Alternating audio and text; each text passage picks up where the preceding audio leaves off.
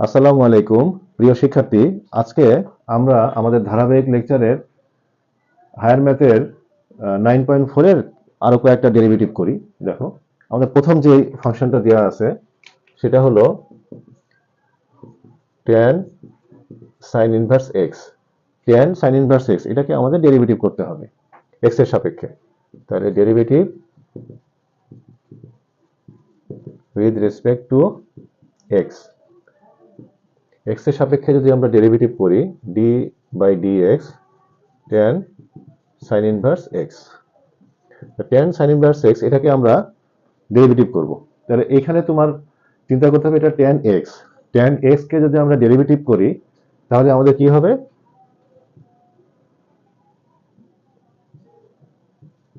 sec square x। আমরা জানি কি যে tan কে যদি আমরা ডেরিভেটিভ করি তাহলে আমাদের আসবে হলো sec স্কয়ার x।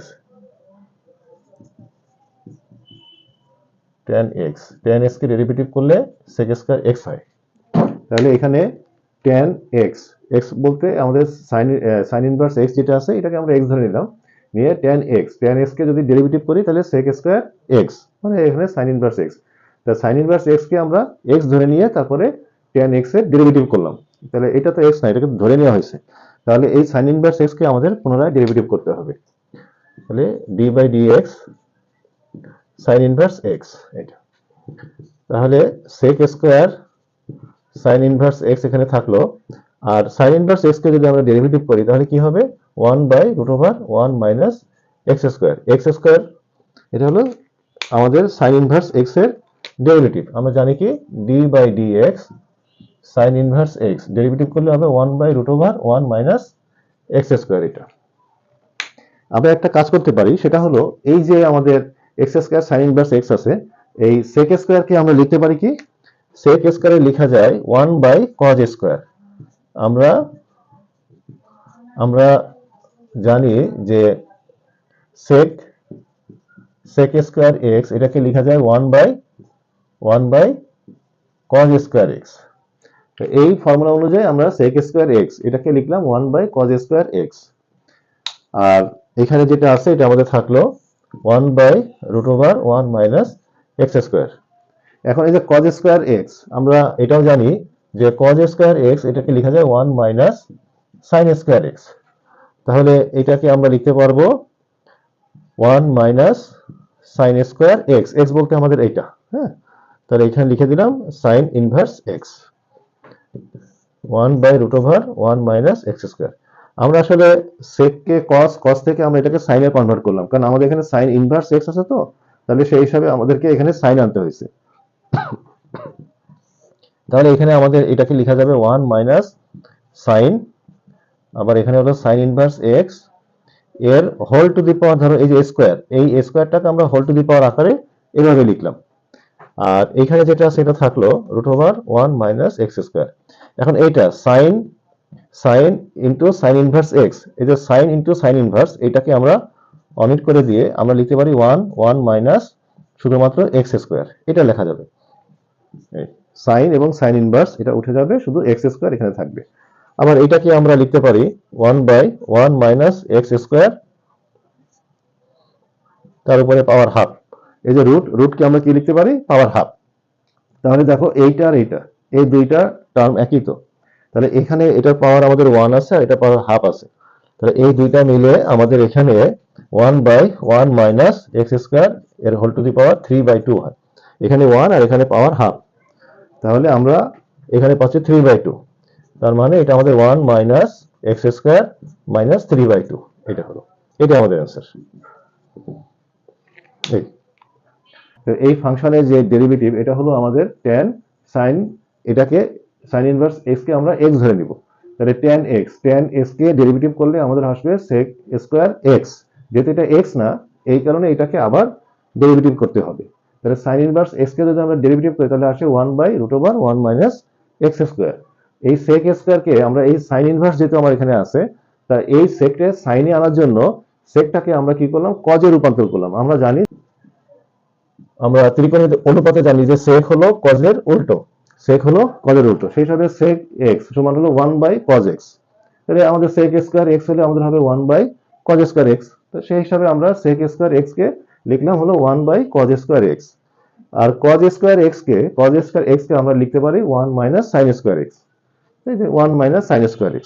এবার এই স্কয়ারটাকে আমি হোল স্কয়ার হিসেবে দেখিয়ে আমরা দেখলাম sin আর sin ইনভার্স x। তাই sin ইনভার্স অমিট হয়ে যাবে, এখানে শুধুমাত্র থাকবে x স্কয়ার। তাহলে এখানে আমাদের থাকলো 1 - x স্কয়ার।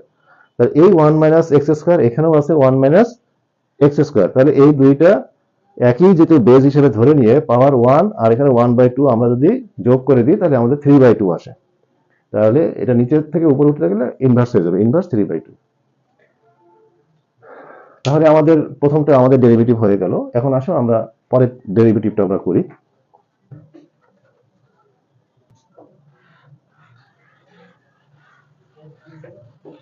এখন এই 2 নম্বর যে রাশিটি আছে, আসো এটাকে আমরা ডেরিভেটিভ করি। 2 নম্বরে আছে হলো sec tan ইনভার্স x। তাহলে এখানে sec tan ইনভার্স x আছে। এই tan ইনভার্স এর জায়গায় যদি আমরা sec ইনভার্স আনতে পারি তাহলে sec আর sec ইনভার্স এটাকে তুলে দেওয়া যাবে। শুধু এখানে যেই অ্যাঙ্গেলটা থাকবে সেটাই আমরা ডেরিভেটিভ করতে পারবো। তাহলে এটা করার জন্য এই যে tan ইনভার্স x কে যদি আমি sec ইনভার্স x করতে চাই তাহলে আমরা যেটা করতে পারি সেটা হলো একটা সমকোণী ত্রিভুজ নিলাম।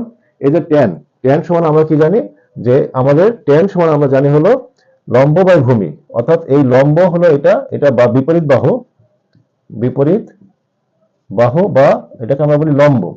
এই লম্ব বাই এখানে হলো ভূমি বা সন্নিহিত বাহু। হ্যাঁ, সন্নিহিত বাহু। তাহলে এখানে tan ইনভার্স x, তাহলে tan সমান আমরা জানি কি যে বিপরীত বাহু বাই সন্নিহিত বাহু। তাহলে বিপরীত বাহু হিসাবে এখানে মান হলো এটা x আর সন্নিহিত বাহু বা ভূমি এর মান হলো এখানে 1। তাহলে পিথাগোরাসের ফর্মুলা দিয়ে আমরা কি করতে পারি, এখানে যে এই যে অতিভুজ, এই অতিভুজের মানটা আমরা বের করতে পারি। এটা হলো কিভাবে, এই দুইটার বর্গের যোগফল। তাহলে এই 1 + x স্কয়ারের বর্গের যোগফল যেটা পাবো সেটাকে রুট করে দিলে আমরা এখানে অতিভুজের মানটা পেয়ে যাব। আমরা কি জানি যে sec থিটা সমান হলো আমাদের অতিভুজ বাই সন্নিহিত বাহু, এটা আমরা জানি। তাহলে এখানে আমার অতিভুজের মান কত? অতিভুজের মান হলো √1 + x স্কয়ার আর সন্নিহিত বাহুর মান হলো 1। তার মানে এই যে tan ইনভার্স x আছে এটাকে আমরা যদি sec এ লিখতে চাই তাহলে এটা আমাদের আসবে sec ইনভার্স √1 + x স্কয়ার, এটা আসবে আমাদের। এখন আমরা যেটা করতে পারি sec আর sec ইনভার্সটা তুলে দিতে পারি। তাহলে আমাদের শুধুমাত্র থাকবে √1 + x স্কয়ার। এখন এটাকে ডেরিভেটিভ করতে পারলেই হবে। আমরা একটা কাজ করতে পারি, আমরা এটাকে ধরে নিতে পারি যে let y = এটা। তাহলে এটা হলো y এর মান, এই যে y এর মান এটা আমরা পেলাম। এইটাকে এখন আমাদেরকে ডেরিভেটিভ করতে হবে with respect to x, x এর সাপেক্ষে আমরা ডেরিভেটিভ করব। এখন আমরা ডেরিভেটিভ করব, derivative with respect to x। তাহলে কি হবে, dy/dx d/dx √1 + x স্কয়ার এটা। তাহলে এটাকে আমরা কি চিন্তা করতে পারি, √x কে যদি আমরা ডেরিভেটিভ করি তাহলে কি হয়, ddx √x কে যদি ডেরিভেটিভ করি 1/2 √x হয়। তাহলে এখানে আমরা লিখতে পারবো যে 1/2 √x, কিন্তু এটা তো x না, x ধরে নিয়ে আসছে। তাহলে এটাকে আমরা আবার ডেরিভেটিভ করব, অর্থাৎ এখানে আমাদেরকে 1 + x স্কয়ারকে আবার ডেরিভেটিভ করতে হবে। তাহলে 1/2 √1 + x স্কয়ার, আর এখানে 1 কে যদি আমরা ডেরিভেটিভ করি তাহলে আসে 0 আর x স্কয়ার কে বললে 2x। এই তাহলে এখানে আমাদের থাকতেছে হলো 2x আর নিচে হলো 2 √1 + x স্কয়ার। 2 আমরা কেটে দিলাম, তাহলে এখানে থাকতেছে x √1 + x স্কয়ার। এটাই আমাদের आंसर এটা।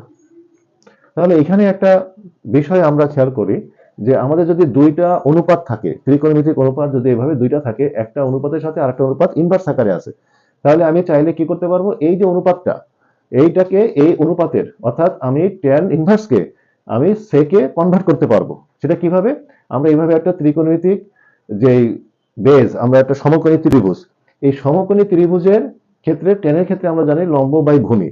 তাহলে লম্বর মান এখানে আমাদের x আর ভূমি হলো এখানে আমাদের 1, যে 1 x এর নিচে ধরো 1 আছে 1। সেই হিসাবে অতিভুজের মানটা আমরা পিথাগোরাসের ফর্মুলা অনুযায়ী আমরা বের করে নিব। বের করে নিয়ে তারপর এখানে যেহেতু sec আছে, অনুপাত হিসাবে sec আছে, তাহলে sec সমান আমরা কি জানি, অতিভুজ বাই সন্নিহিত বাহু। অতিভুজের মান হলো উপরে, নিচে সন্নিহিত বাহু হলো 1। তার মানে শুধুমাত্র আমরা এই sec ইনভার্স কে লিখতে পারি 1 + এক্স স্কোয়ার এর উপরে রুট এটা। এখন আমরা এই ওয়াই সমান এটাকে আমরা এখন ডেরিভেটিভ করলেই আমাদের অ্যান্সারটা চলে আসবে।